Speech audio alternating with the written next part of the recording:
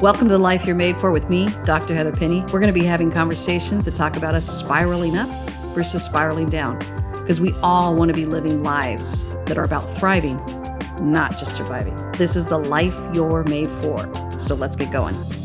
Hello, Stephanie. It's so good to have you again on my show. I've gotten to have you, I think it was about a year or two ago, wasn't it? Yes, it was. It was about 2 years ago. And before I started my own podcast, I got to be on yours. It was so much fun.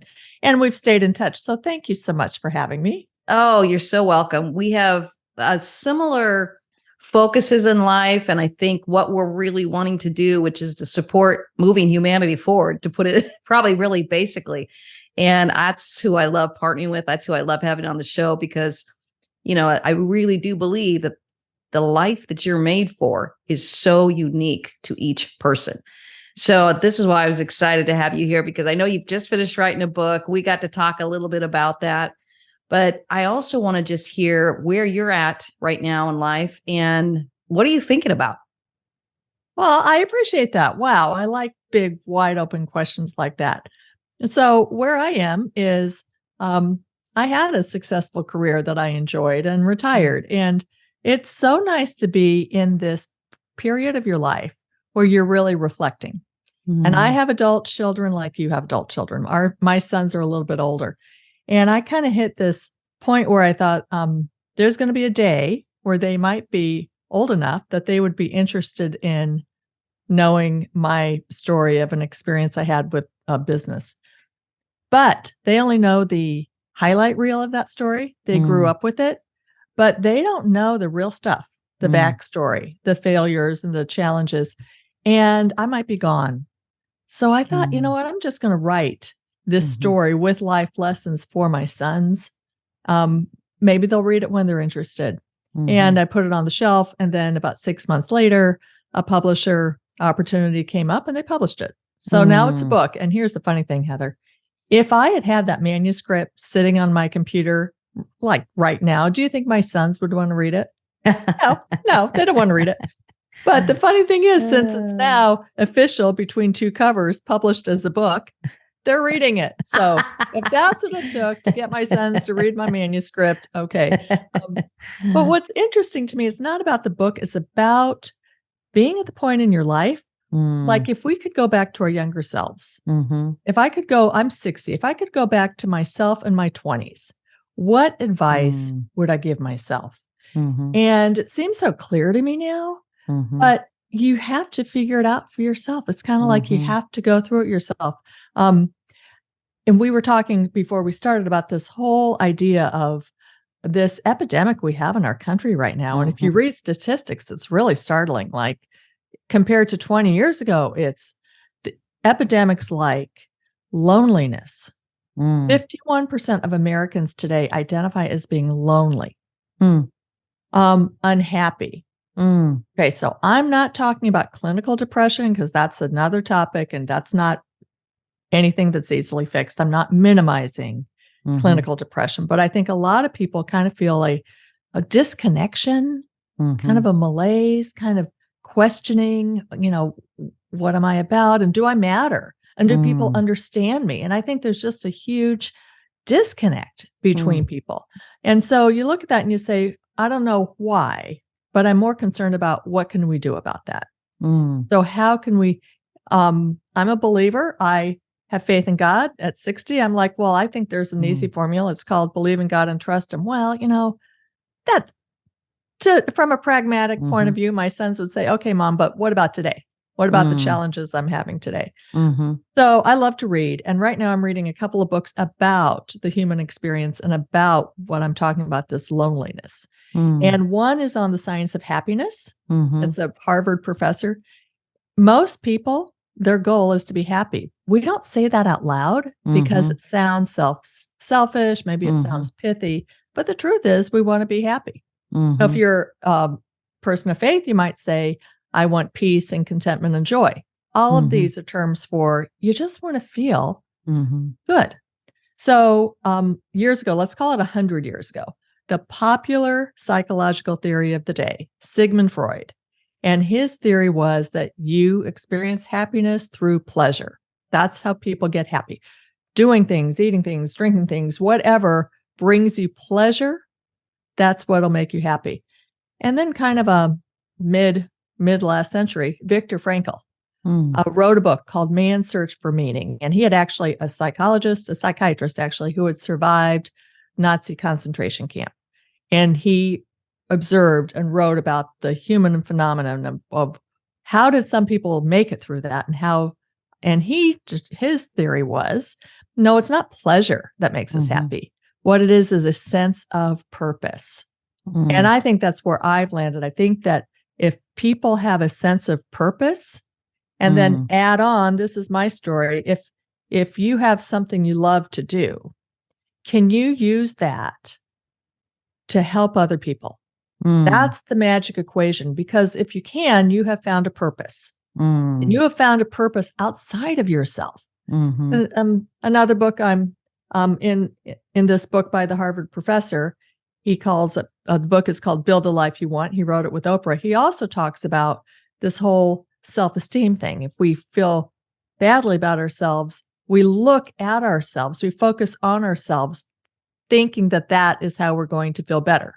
When in fact, when we take the focus off ourselves again and put it on other people, if we're others focused, if we're trying to help other people doing this thing, that's what makes us happier, is getting the focus off ourselves. So the combination of doing something you love to do, finding a way to use it to help other people actually does help other people, but it really helps us the most. And it's this circular thing. So years ago, 23 years ago, I went to hear a speaker at our church. She had written a book that I loved called Let Prayer Change Your Life. It was 23 years ago, so certainly I don't remember every word of her talk, but I'll never forget her last sentence. Her closing argument to leave us with was exactly what I just said. She said, if there is something you love to do, pray about it to find a way to use that to help other people. And if you do, you have just discovered God's exciting plan for your life. So I bought the prayer journal because we talked about you need to have the tools in order to pray effectively, right? So, yeah, gotta get it right, Stephanie. It had lines. It was easy to follow. I really started praying intently, like, okay, I love to do this thing. It sounds pithy, but I like to use grocery coupons. I was the woman you got stuck behind in line and you wish you'd had a different line. I loved the little game of going into the grocery store and getting free groceries with coupons. No one was doing it. It was the year 2000. It wasn't popular at all. But I love to do that. And I thought, well, there's got to be a way to use that to help other people. And I'll tell you what, the thing is, when you have something you love to do and you start thinking and trying to be intentional about finding a way to use it to help other people, it makes you pay attention. So that's it. All of a sudden, I'm paying attention. Like, okay, am I going to get a sign from God? Is something going to happen that's going to show me what to do? I don't know. But on day 11, I all of a sudden noticed something that I don't think I would have noticed had I not been praying about this. In the church bulletin, they had a request for food at our local food pantry. The place where people go for emergency food assistance was empty or practically empty. And I had never gone to a food pantry and donated directly. I would just, food drives with collection bins. But every item on the list was a coupon item. And so, so I thought, oh, this is just fun. I went to the grocery store the next day. I took my coupons. I followed their list and I got $60 worth of groceries for $10. Wow. And that was my light bulb moment. This is it. So I go to the charity, Heather, and I decide, now, by the way, let me give you some context. I'm a young mom. I have a 5-year-old and a 3-year-old. I have quit my job without any planning ahead because I thought I would want to be, in the workforce, but then I had kids and that changed my mind. So we're poor. Okay, let me just put it that way. We're poor. Hence the coupons. So, yeah. So I had no resources. So I go to the charity to tell the director this great idea. And then the director, of course, could share this idea. Other people could buy food for charity with coupons. Well, here's what happens. I sit in the waiting room of that charity. The director never could see me because she was so busy seeing clients. and hearing their desperate situations. But I sat there for half an hour, and that was life-changing. That because the other people in the waiting room were women like me with kids like mine. The difference is we were just in different circumstances. Wow. All of a sudden, I didn't feel poor anymore. Yeah. All of a sudden, I felt, oh my gosh, she has come from work and she is here. So I found my purpose that day. My purpose, I thought, was to buy food for charity every day. And I was so on fire about it. And here's the thing, when you land, and I'm going to let you talk in a minute, I promise. When you land on this amazing idea that God has for you, you're going to have energy. It's not hard to do. It's kind of like when you fall in love. You can't think about anything else. You are so motivated that you know is the right thing for you to do. I never, in fact, my problem was I talked about it too much. I drove people crazy. So, I think, so I wanted my sons to understand, hey, you know what? There's something you love to do. There is surely a way to figure out how to help other people with it. And if you did, you would be happy to be others focused. Simple message. But Becky Tirabassi left us with that message, that speaker I heard, but she didn't have a roadmap for us. And so I wrote this book to give people a roadmap. Okay, here's what happened in the first, here are the things that worked. Here are the, thinking about my sons, right? Here are the things that worked. Here are the things that didn't work. Here are the things that could have tripped me up. Here are the things that seemed awful at the time, but it turned out to be the best thing. And any of us, when we look at something in retrospect, we could see it all so clearly. When you're in the middle of it, you can't always see it so clearly. So by sharing the whole story, I'm hoping to give people this big, 35,000 foot view to give them hope for what they want to try to do. Because there is something for everybody. I say, oh my gosh, if God could figure out how to use grocery coupons, that was my idea. Yeah. I mean, the angels in heaven must have been like, oh my gosh, look at this request we got. What are we going to do with this? Well, I love your honesty about it. And more importantly, I love how you are demonstrating just that 30,000 foot view over the past 6 decades that you've lived. I think it's so powerful. Clarity is so strong in hindsight, and how we are able to articulate that. I always appreciate the sages in our community, where I say, please tell us a little bit of your pathway. Everyone has their own pathway, but how much we can learn from each other's pathway and where we can pick up things. And for people who really are asking, how does my faith influence my purpose in life? That's such a powerful question to be asking. And for you to stay in that question, I talk so much in the work I do. We ask good questions, we're going to get good answers. We ask bad questions, we're going to get bad answers. So the question you're asking, which is, how do I live a life of purpose? You're asking that over and over. And you're also giving it a little bit of, I think my purpose has something to do with couponing because that's my passion. Right.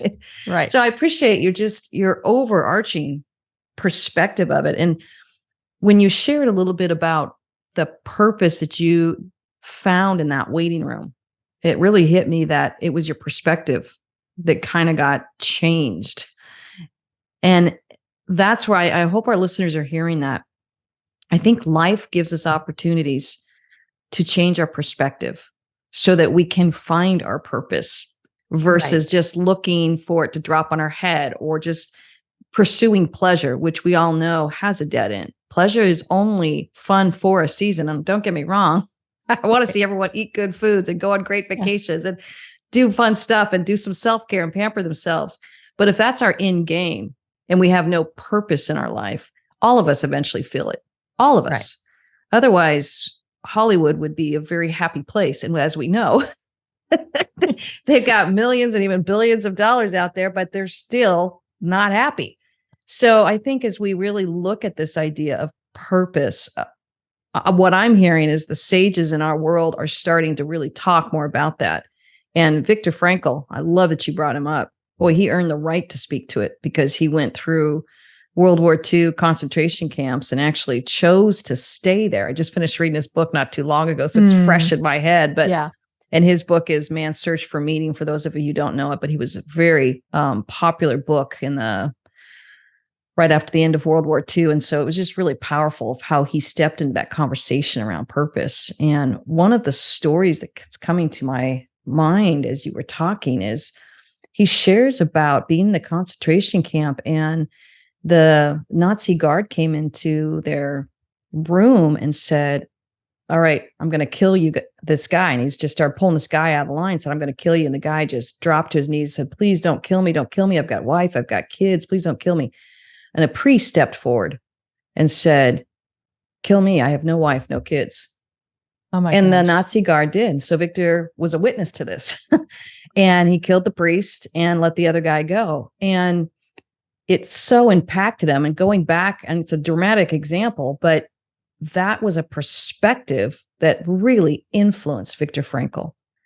So I guess I would love to hear a little bit more about your perspective in your 6th decade of life that is influencing you and how you are choosing to live. Okay, so great question, because there are so many things that the world says are what we should aspire to.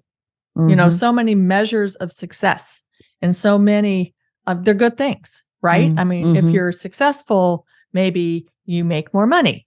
If you're successful, you have more followers on social media. If you're successful, I mean, there's a long list. We all know this stuff. And there is a Bible verse that I kind of clung to from the very beginning. I think it's Colossians 3:23-24. But, you know, whatever you do, work at it with all your heart as if working for God, not men. Okay, so that means there's going to be some times where you're going to have to make a decision on whether or not it makes sense. And I'm just going to be real honest here, okay? Because people might be thinking, who is this woman? What is she doing? Well, I had a website that ultimately was called couponmom.com, and there's a whole story about how that evolved. After the waiting room incident, I started teaching women how to buy food for charity. I would do these hand-typed lists every week of the best grocery deals. Once I had 25 people, it was pretty cumbersome. And my minister said, you should start a website where you just put that information on a website. And then whoever wants to use it can use it. You're not having to. So we did that. And then I switched my mode to promoting that website. And it was actually called Cut Out Hunger. And it didn't make any money. It's the year 2000, there were no internet advertisers for a website as small as mine. It was simply a vehicle for getting the information out there. Tons of data entry, because every week I'm updating the grocery prices and they change every week. So I was spending about 30 hours a week doing data entry. And I had women who were interested in the concept, but as far as being volunteers to help with data entry, that was just way too much. So no one wanted to help with it. What ended up happening, and it's the whole story, but I ended up getting on national TV, which was a gift. And the producer, after my first appearance, called me up at home. And all I did was demonstrate what I did all the time. You know, just ordinary mom from Atlanta. I actually didn't even own a purse when Good Morning America called me. I had to buy a purse. I was just like, down to earth mom. I remember saying, what should I wear? They're like, oh no, you're like our audience. Just wear what you would wear. Just, you know, they didn't give me any media training. No, just be the way you are. Yeah. And people loved it. So anyway, they hired me. They gave me the name. They hired me. They gave me the name, The Coupon Mom. And my little website all of a sudden started having lots of traffic. Wow. And so here's what happened though. When it started, there was another website like mine that started a year before mine, which would tell you the grocery deals so you didn't have to do all that work. But it cost $60 a month. Now I'm making no money because there's no internet advertisers yet for me. And the owner of that website called me up and said, you need to make money. You're got all this traffic and users, but you're not making any money. You're doing all the work yourself. And making money would mean charging the women who were using my website, or people who I had gotten lots of emails from people. They were not wealthy people. They were grateful. And some people were food pantry clients. They broke your heart, these messages. And that's what kept me going. This matters. This is helping people. This is what I wanted. This is so, and I'm a stay-at-home mom. And this works for me. I'm able to sit in my house. I'm not flying all over the country, in my house, putting information on a website, and they're using it. I could not bear the thought of charging one of those people money. And so, but that is counterintuitive, right? You're providing a service. You should charge a fee. That does make sense. Then I could hire people. Then it could grow. And all of that made sense, but it did not fit my heart. It just didn't feel right. So I thought I'm going to have to figure out some other way. Fast forward, yes, eventually there were internet advertisers for websites my size. And we just kept sharing the information. I kept getting on TV. People loved it. And it got really big. And ultimately, that other website went out of business. And money has never been a problem for us. We got so many people using the website that our advertising paid for everything we needed.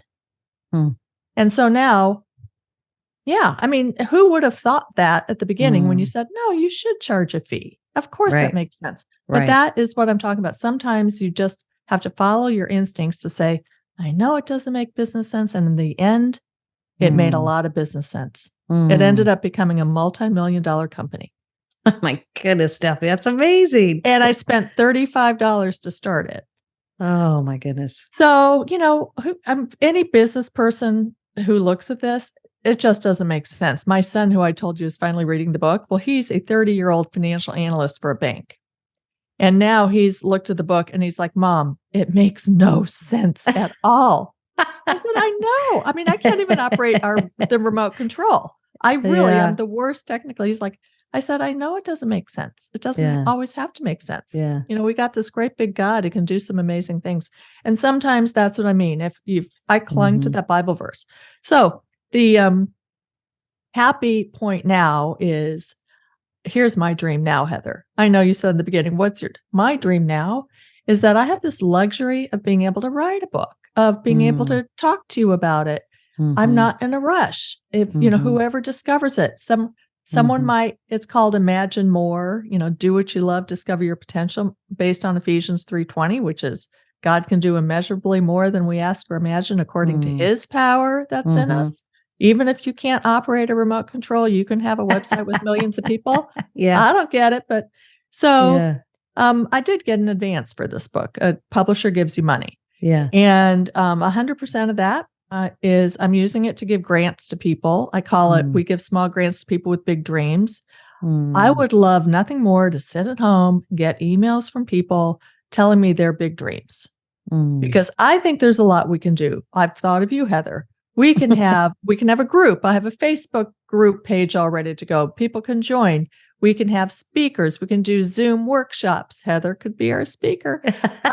Love to.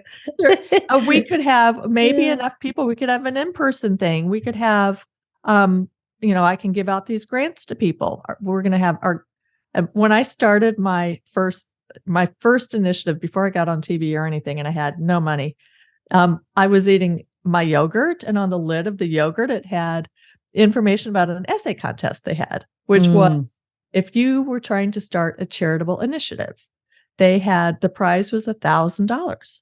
And that felt like a lot of money. So I wrote the essay and I won. Maybe I was the only one who entered. I don't know.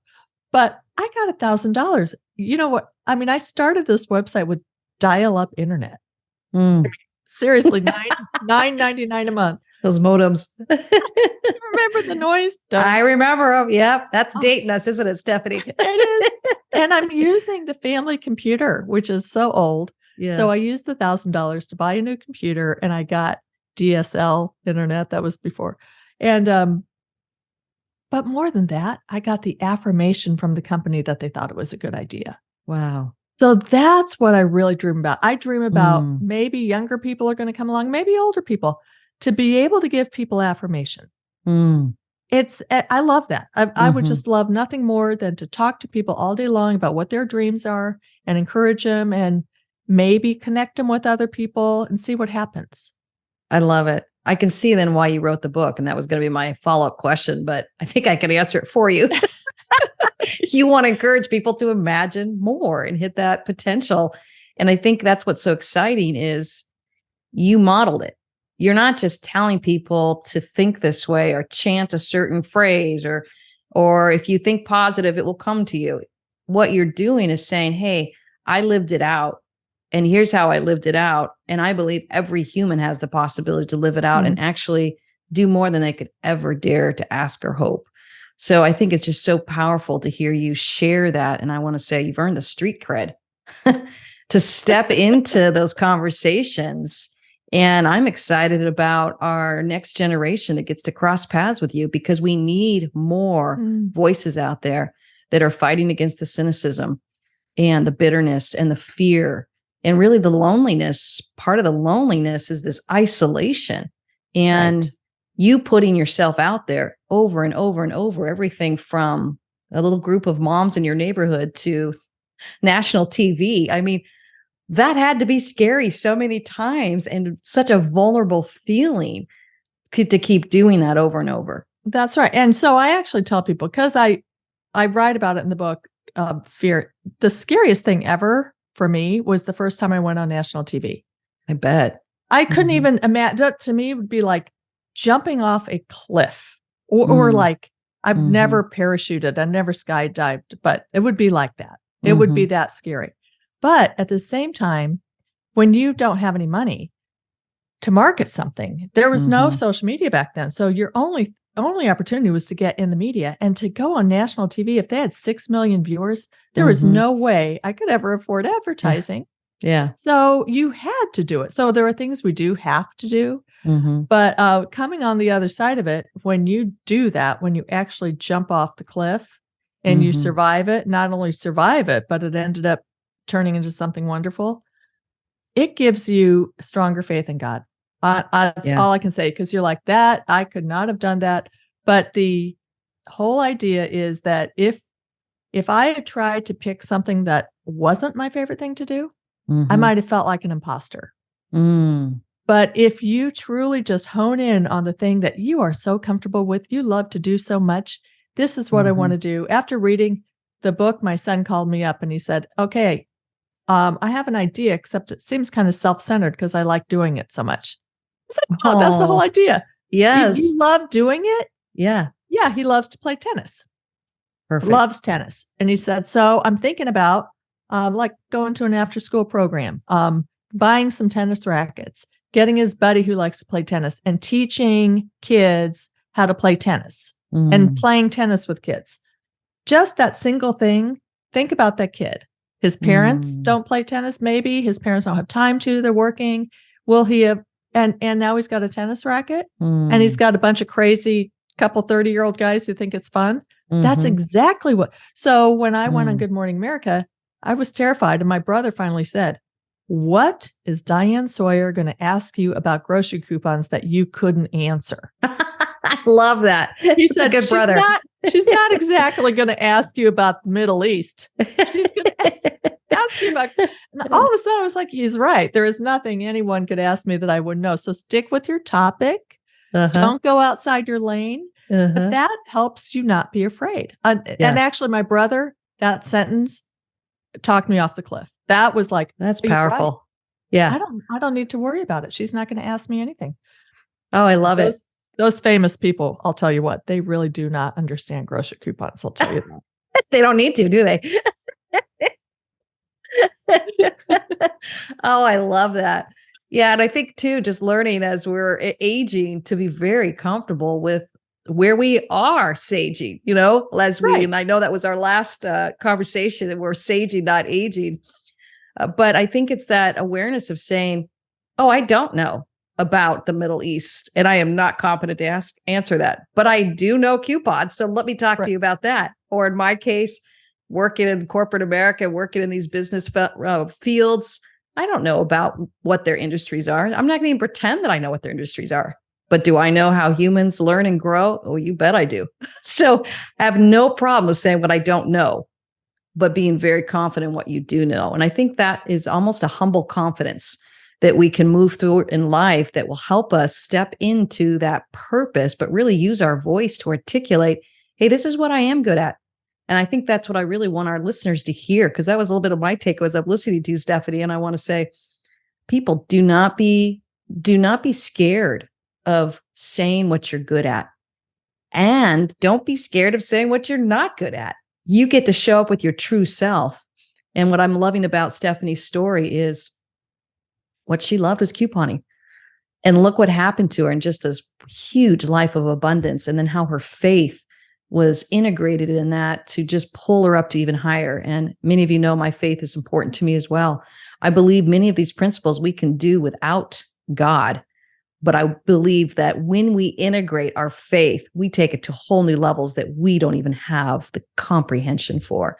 So I think listening to your story is just such an inspiring reminder to me to stay grounded in what you're good at, to stay in that space of allowing your voice to keep influencing whatever world that you're in, whether it's personal or whether it's professional. You get to state your truth in a way that says, this is who I am, and this is what I'm good at. And if you're a person of faith, you also get to say, and this is the way God made me. And you know what? The other thing is that people need to just manage expectations and not take things personally. I'm saying this from my own experience. You could have something. I thought grocery coupons were the greatest thing since sliced bread. Right now, I think finding your purpose, doing something you love. This is what I can't stop talking about or thinking about. Yeah. So on the one hand, I might have a next door neighbor who's not in the least bit interested in this idea. And then out of the blue, I got a video from a pastor in Seattle a couple days ago who's bought this book for his staff, and he's talking about it. My neighbor doesn't care about it, but this man, I don't know. So we all need to throw our thing out there, because you don't know who needs it. It's really not so much about what we're offering as it is about the person who needs it and where it lands. Yes. I love that you said that too, because couponing is a very concrete idea. And there might be people listening that doesn't have a concrete idea. For me, the only thing I could come up with is I love teaching, but I was tired of teaching on the 3 R's. It's like, and I remember this thought coming to my head, wait a minute. I don't want to just quit teaching. I want to quit talking about reading, writing, and arithmetic. I want to start teaching on how people learn and grow. What are their life purposes and passions? How we transform into reaching our new levels of potential. That was harder for me to get to. But once I said that out loud and realizing, I love teaching, I just want to teach what I want to teach on. Right. That then shifted my perspective to start stepping into my purpose and move me into the field of coaching. But ultimately, really what I'm doing is I'm still teaching. I call that your superpower. I think that's chapter 2 or something. I love it. Yeah. What is your superpower? I love it. It's kind of a joke. Now my family's making fun of me, saying things like, "Oh, just imagine more. Why don't you?" Okay, you guys. I mean, they made fun of me about the grocery coupons for years. And now, don't worry, I get it too. I get the 3 C's: clarity, confidence, courage. Or I get reprimanded for, I don't know, Mom, that sounds like a false belief. Exactly. Once they know the terminology, our families never take us seriously. But well, as we wrap up, Stephanie, what is some encouragement you want to leave our listeners with? Couple of things. One is, and it's maybe it sounds cliche, but 2 things. You are never too young to do something meaningful. I talked to a 12-year-old boy at a book signing this weekend, and he had an idea. And he can read, and he's really smart. And his mom bought my book for him. And I said, I want you to read this, and then I want you to call me up, and I want to talk to you, because this is a kid with potential. I could just see it. And when you look at someone and you tell them, I see potential, and I do see it, I didn't make that up, his eyes just widened. Like, I don't know what it's going to be, but it's going to be something. And I know his mom, and I said to his mom, we're having a meeting, the 3 of us. And I know that little boy. So you're never too young, but you're also never too old. And that's the other thing. At this point in our life, like 60, 70, we have so many experiences and so much wisdom. We have thicker skin. Maybe we have more time. Maybe we have a little extra money. This is the time. We're not done. In our society, it's like if you don't look 30, somehow you're over the hill. In other societies, older people are revered for their wisdom and their experience. So we actually, I think at this point in our life, have the most to contribute because, and that I've actually had some nice emails from women my age who have said, this is what I needed just to be invigorated. So it's back to the idea of not just coming up with the idea, but a roadmap. And mine is not the only book, your book. People who want to take the next step of making a difference in the world, it's not too late. It's absolutely not too late.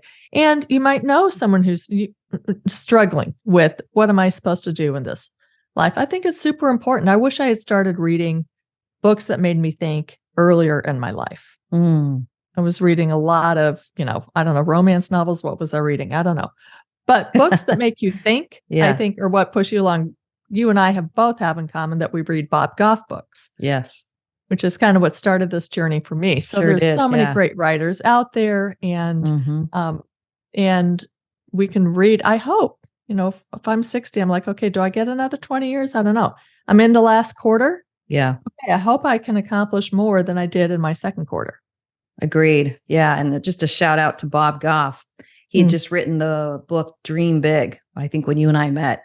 And we were using that in our language. We're like, we're dreaming big. We're dreaming big. Hi, I'm a middle-aged woman, and so are you. We're dreaming big. And that's right. It was just, I think that's what I would encourage people to, when you are daring to step out or take that leap of faith or dream big, there are people that are out there waiting for you to encourage you. And that's really how I met Stephanie. I showed up at one of Bob Goff's retreat. We looked at each other and kind of recognized our desire to live big lives and that we weren't done. We just weren't done. And I think just stepping into that space has shown me that there's a whole world of people out there. So if you are struggling with loneliness or you're feeling like you're not fitting in with the way people are thinking around you, you get to start finding those new spaces and those new relationships that are encouraging you to go to that next level. Because I don't believe we can do it alone. I believe that we get to have amazing sojourners that come alongside us. And I believe that God sends those to us as well, because we all need a little bit of encouragement as we kind of take that vulnerable risk and take that leap of faith. And so I have to say, I'm not going to be able to let this go by, Heather, and you're not allowed to edit this out of the podcast. Okay. So that's Heather, that encourager. Let me tell you what she did for my life. I went to a Bob Goff workshop 2 years ago only because I wanted to meet him. I was retired. I was perfectly happy with my little life, and I just wanted to go and meet him. I thought there'd be 500 people there. No, there were 29 people there. And yes, I met Bob, but I met Heather. And Heather said to me, I don't know if you remember this. I remember exactly where you were sitting. And you said, well, if you have the time, you should really do Bob's coaching program. I did it, and it was super helpful. I said that, huh? Oh, you did, Heather. It was the first night. And I thought, what do I need coaching for? Like, I'm retired. I already had my thing. What? And I thought, okay, I talked to Bob about it briefly. And when I said retired, you want to make that man crazy, use the word retired. He said, we don't do retired. Like this is. So I signed up with Bob because Heather suggested it. Oh. I had no goal. I had no ideas. And Bob suggested writing the book, and I started a podcast. And I have had the most interesting 2 years since that experience. And I wouldn't have had it, Heather, had I not done the coaching program. And I wouldn't have done the coaching program if you hadn't done such good sell. Tiny bit of encouragement. I don't even know if you knew that story. It's coming back to me now that you mentioned it, but I don't remember any of that. I just remember you telling me that, but I don't remember saying that to you. I just was showing up saying, hey, this is what I'm doing. And I think, to your point, letting people see you live transparently is something that is our gift to the world, and we don't even realize it. So taking that risk, and for me, I love encouraging people. That's something I would love doing. And I love coming alongside people and saying, you got this. And if you're nervous about it, let me tell you where I'm nervous. Or let me tell you where I messed up so that you don't see me as a pedestal. I always joke, I'm trying to kick that pedestal out from underneath me. And so what a privilege to be able to meet in that space, Stephanie, because you've encouraged me as well. And I saw us just both going for it. And I go, well, look at you, keep going. Even at your ripe old age. So thank you so much for having me. It's been so great to talk to you. You too, my friend. And get her book, Imagine More. It's really a great read. And I've been enjoying just her talking about that pathway and her own roadmap for how she got to where she was in life. And we can learn from our sages in this world. Thank you, Stephanie. Thank you. Thanks for joining us. We had such a great time today. And obviously, we are all stepping into this life that we're made for. But isn't it nice to have a little bit of support along the way? If you want to find out more about the life that you're made for, come find me at heatherpenny.com. Go ahead and subscribe. Give us a review. That really helps us out and helps spread the word. You get to step into the life that you're made for. Cheering you on.